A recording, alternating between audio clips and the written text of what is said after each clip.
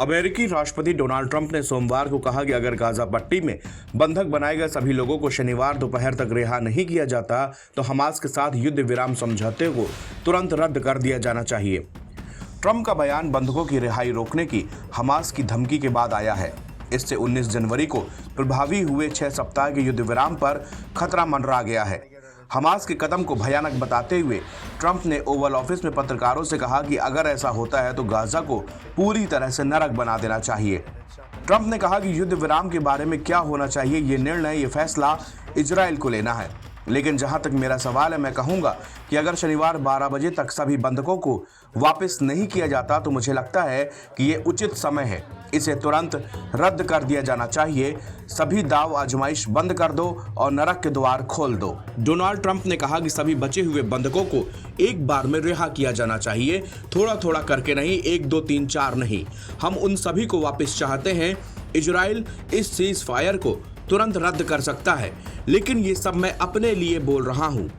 Trump ने कहा कि वो संभवतः इजरायली प्रधानमंत्री बेंजामिन नेतन्याहू से उस समय सीमा पर बात करेंगे जो अभी से प्रस्तावित की गई है।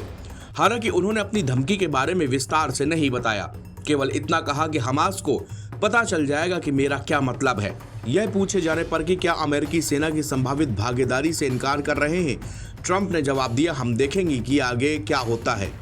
अमेरिकी राष्ट्रपति ने मध्य पूर्व के अपने सहयोगियों मिस्र और जॉर्डन को भी सहायता रोक देने की धमकी दी है अगर वो गाजा पर कब्जा करने के अमेरिकी योजना के तहत फिलिस्तीनियों को अपने देश में लेने से इनकार करते हैं।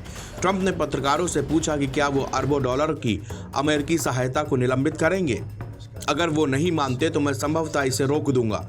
ट्रंप इस सप्ताह वाशिंगटन में जॉर्डन के किंग अब्दुल्ला द्वितीय से मिलने वाले हैं।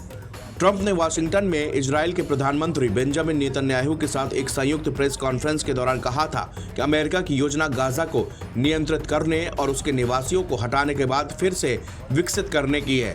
ट्रंप इस तरह का प्रस्ताव पहले भी दे चुके हैं। इससे पहले मिस्र और जॉर्डन इस तरह के किसी भी सुझाव को सख्ती के साथ खारिज कर चुके हैं।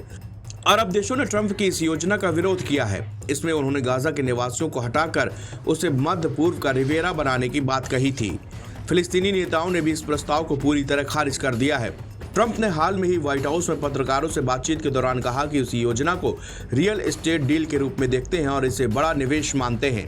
हालांकि उन्होंने यह भी कहा कि इस जल्दबाजी में वो कोई भी फैसला नहीं लेंगे। इसके अलावा इजराइल के पीएम नेतन्याहू ने सुझाव दिया था कि सऊदी अरब के पास फिलिस्तीनी राज्य के लिए पर्याप्त भूमि है। हालांकि उनकी यह टिप्पणी पूरे क्षेत्र में विवाद का कारण बनी और कई देशों ने इसकी निंदा भी की थी। एनबीटी ऑनलाइन की रिपोर्ट।